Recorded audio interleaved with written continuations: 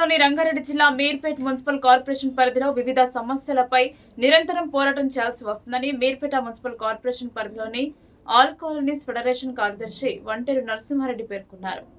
Corporation పరిధిలో ఇలాంటి పరిస్థితులు నెలకొనడం దురదృష్టకరమని ఆయన వ్యాఖ్యానించారు. సహజంగా మున్సిపల్ కార్పొరేషన్ పరిధిలో ఎలాంటి సమస్యలు ఉన్నప్పటికీ కార్పొరేషన్ యంత్రాంగం చొరవ తీసుకుని పరిష్కరించాల్సిన బాధ్యత వారిపై ఉందని నరసింహారెడ్డి స్పష్టం చేశారు. కానీ తాము ఫిర్యాదులు చేసినప్పటికీ కదలిక లేని దుస్థితిలో ఇక్కడ నెలకొని ఉన్నాయని కూడా ఆయన ఆరోపించారు. గాయత్రీనగర్ పరిధిలో ఫ్లాట్ కబ్జా అయిన సందర్భంలో ఫిర్యాదు చేస్తే నిమ్మకు నీరెత్తినట్టుగా నిదానంగా వచ్చి కూల్చివేయడం జరిగిందని అన్నారు.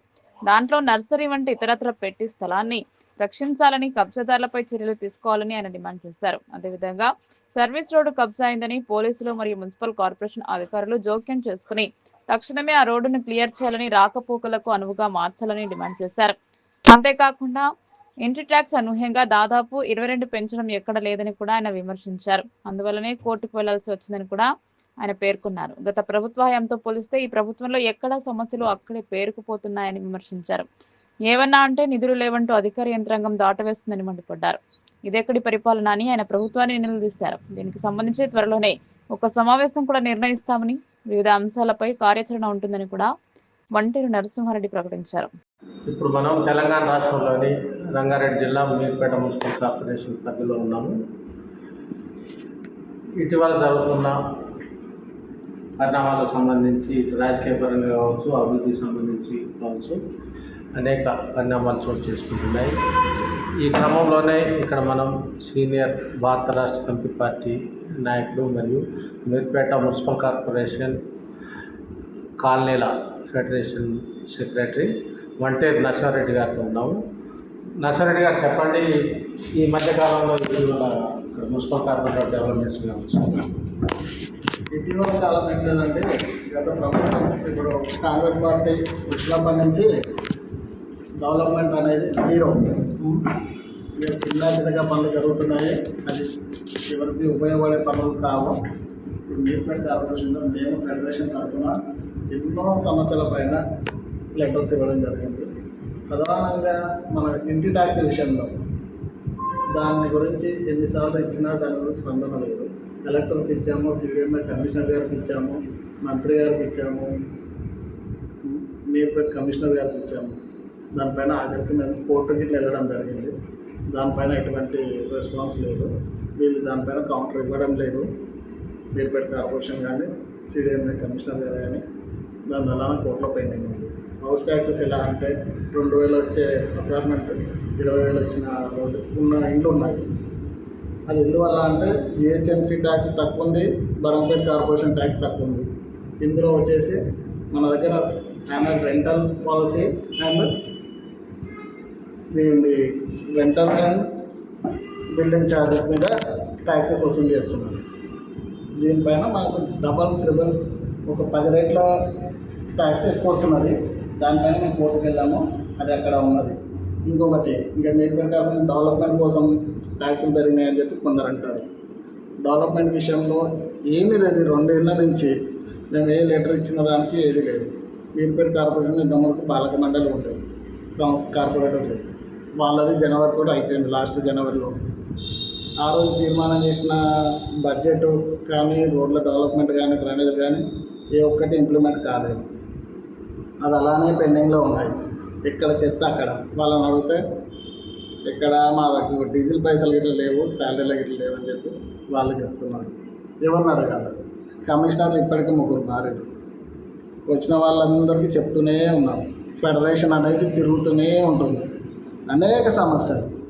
సరే డెవలప్మెంట్ విషయంలో అక్కడికి కూడా డబ్బులు లేవు ఇలా అని చెప్పారు. కొన్ని కబ్జాలు అవుతున్న ప్లాట్ల విషయంలో కానీ, సర్వీస్ రోడ్ కానీ, మాకు ఒక సర్వీస్ రోడ్ ఉంది. టీకాం ఖమ్మం నుంచి మందమల్లమ్మ వరకు service road Meerpet corporation limits. దాంట్లో సర్వీస్ రోడ్ 15 రింగ్ రోడ్ 150 ఫీట్లు ఉంటే ఎగ్జిస్టింగ్ 15 ఫీట్లో సర్వీస్ రోడ్ ఉంది. సర్వీస్ రోడ్ అనేది 2 సైడ్ వాడుకోవడానికి మా కాలనీలకు బాగా అందుబాటులో ఉంటుంది. దాన్ని మొత్తం అక్రమ వ్యాపారం రోజు ఒక షాప్ వెలుస్తూనే ఉంటుంది. అలా వెలుస్తూ మొత్తం సర్వీస్ రోడ్ అంతా కబ్జా అయిపోయింది. ఇప్పుడు రోడ్డు లేదు, అక్కడ పోయే వాతావరణము లేదు. వాళ్ళని ఏమనంటే మా పైకి గొడవలకు వస్తారు. ఇంకా మేము గతంలో కంప్లైంట్ ఇచ్చాము. నిన్న డీసీపీ గారికి, ట్రాఫిక్ డీసీపీ గారికి ఇచ్చాము. మన మీర్పేట కార్పొరేషన్ కమిషనర్ గారికి ఇట్లా ఇచ్చాము. దానిపైన యాక్షన్ తీసుకొని సర్వీస్ రోడ్ అందుబాటులోకి తెండి వాళ్ళు ఇట్లా చేస్తామని చెప్పారు. అది ఎప్పటి వరకు చేస్తారో అనేది పేచి చూస్తాము. ఇంకొకటి మీర్పేట కార్పొరేషన్లో కబ్జాలు ఎక్కువైపోయినాయి. కబ్జాలు చేస్తున్న ప్రభుత్వం వాళ్ళ మీద మేము కంప్లైంట్లు ఇచ్చాము. వాళ్ళు ఇల్లీగల్గా ఒక బిల్డింగ్ అంటే ఒక ఓనర్ ప్లాటే దాన్ని కబ్జా చేశారు మా దగ్గర అంటే జిల్లాలో కూడా గాయత్రి నగర్లో 20వ డివిజన్లో 267 గజాల ప్లాట్ అది కబ్జా చేసారు. దానిపైన కన్స్ట్రక్షన్ చేస్తే మేము కొన్ని 2-3 నెలలు తిరగగానే కలెక్టర్ గారు ఆదేశాలతో టీపీఓ వారు కూలగొట్టడం జరిగింది. ఆ కూలగొట్టడానికి ఒక 2-3 నెలలు టైం పట్టింది. వాళ్ళపైన ఎటువంటి చర్యలు లేవు. అంటే వాడు కట్టుకున్నాడు, మన మున్సిపల్ ఫండ్ పెట్టి మన జేసీబీలు పెట్టి అది డిమాలిషన్ చేశాం. కానీ వాడు తప్పు చేసిండు, వాడు దొంగ అని తెలిసినాక ఇట్లా ఇంతవరకు వాళ్ళ మీద కేసు కానీ ఆ ప్లాట్ను సేఫ్టీ పరంగా మీర్పేట కార్పొరేషన్ హ్యాండ్ ఓవర్ చేసుకుని కానీ ఏదన్నా బోర్డు కానీ పెట్టడానికి ఇట్లా ధైర్యం చేయట్లేదు. మరి దేనివల్ల చేయట్లేదో మరి టీపీఓ గారు సమాధానం చెప్పాలా, మీర్పేట కార్పొరేషన్ కమిషనర్ గారికి సమాధానం చెప్పాలి. ఇక అది అలానే పెండింగ్లో ఉన్నది. ఇలా అనేక సమస్యలు మా మీర్పేట కార్పొరేషన్ ఇప్పటికీ డెవలప్మెంట్ విషయంలో ఇప్పుడు మీరు చెప్పిన ప్లాట్ సర్వే నెంబర్ ఎంత? సర్వే నెంబర్ జిల్లా కూడా గాయత్రి నగర్ ఫేజ్ 1లో ఉంటుంది. ఓకే. ఆ ప్లాట్ నెంబర్ డాక్యుమెంట్స్ అంతా మన దగ్గర ఉన్నాయి. ఓనర్ లేడండి, ఓనర్ లేని ప్లాట్. ఓనర్ ఉంటాడు, కొనుక్కున్నాడు, వాళ్ళ పిల్లలకు కూర్చుంటాడు, బయట ఉన్నాడు. పక్కనన్నీ ఇండియన్ కన్స్ట్రక్షన్ అయినాయి. కానీ వాళ్ళు పక్కన వాడు ఎవడో ఒక వాళ్ళకి చెప్పడం వల్ల మా లోకల్ ఉన్న కార్పొరేటరే దానికి సపోర్ట్ చేసి కబ్జా చేయడం జరిగింది ప్లాట్. ఆ ప్లాట్ని కబ్జా నుంచి మనం కాపాడినామో మీర్పేట కార్పొరేషనే ఇది కబ్జా అయిందని చెప్పి కూడగొట్టడం జరిగింది. కానీ అక్కడ దానికి మళ్ళీ సేఫ్టీగా వాళ్ళు ఏదో డాక్యుమెంట్ తయారు చేస్తున్నారు అనేది కొంచెం బయటకు వచ్చిన వార్త. కానీ మీర్పేట కార్పొరేషన్ ఏదైనా బోర్డు అన్న పెట్టి ఈ ప్రాపర్టీ ఇలా ఉంది అని చెప్పి దానికి ఆనవాళ్ళకి చేసింది లేదు.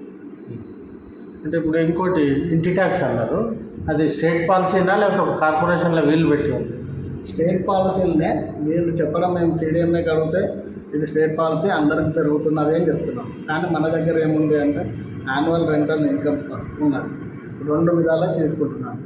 Rental value and capital value పైన మనకు ట్యాక్స్ వేస్తున్నాం. ఈ rental value and capital value అనేది జిహెచ్ఎంసీలో లేదు, బడంపేట కార్పొరేషన్లో లేదు, కార్పొరేషన్ వ్యవస్థలో లేదు. ఓన్లీ రెంటల్ వాల్యూ పైనే అంతగా తీసుకుంటున్నాం.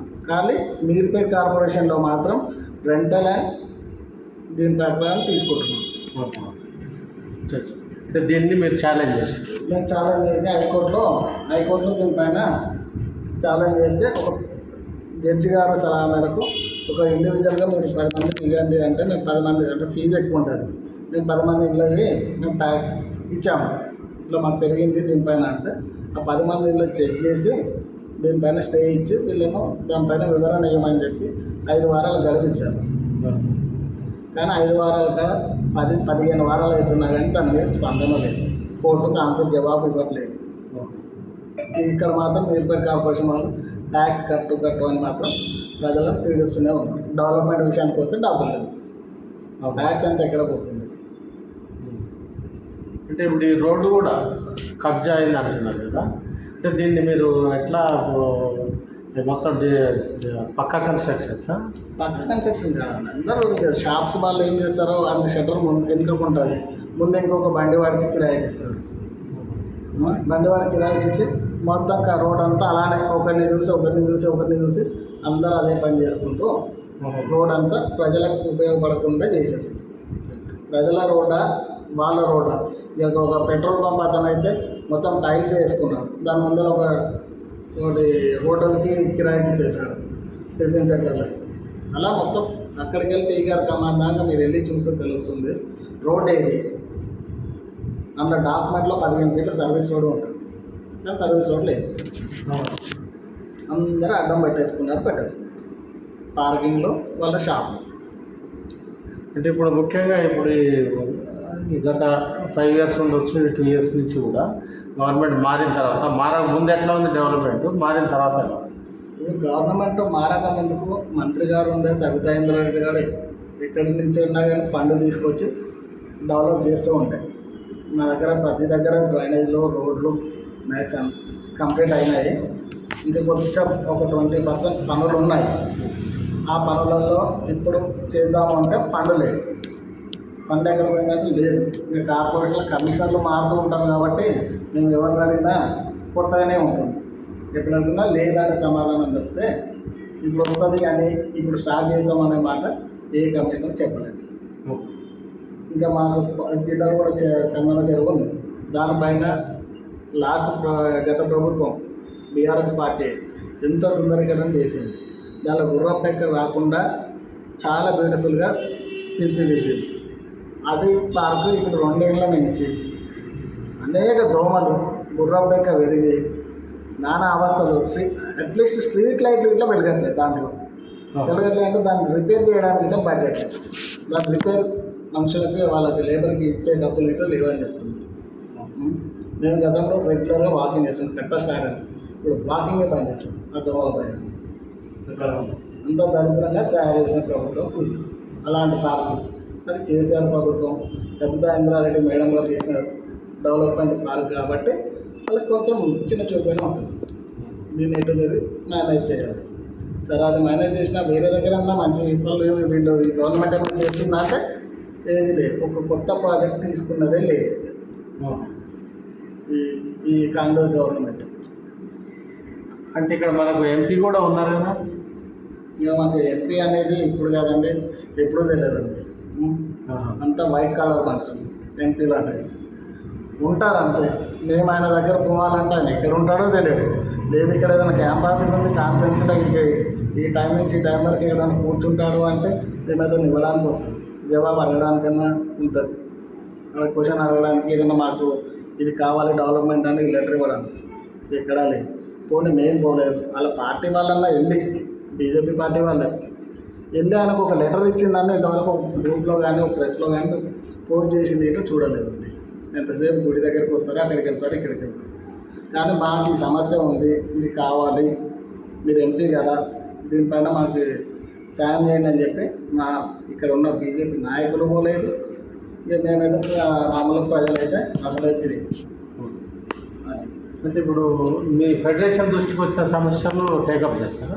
మేము ఫెడరేషన్కి మేము కాలనీ అసోసియేషన్స్ అండి. నేను ఒక కాలనీ ప్రెసిడెంట్. అలా మా చుట్టుపక్కల మొత్తం 175 కాలనీస్ ఉన్నాయి మీర్పేట కార్పొరేషన్లో. ఇక్కడ ఏ సమస్య మా దృష్టికి వచ్చినా మేము దాన్ని ఆఫీసర్ల దృష్టికి తీసుకెళ్ళి దాన్ని సాల్వ్ చేయడానికి ప్రయత్నం చేస్తున్నాం. గతంలో మా దగ్గర బోర్వెల్స్ నడుస్తుంది.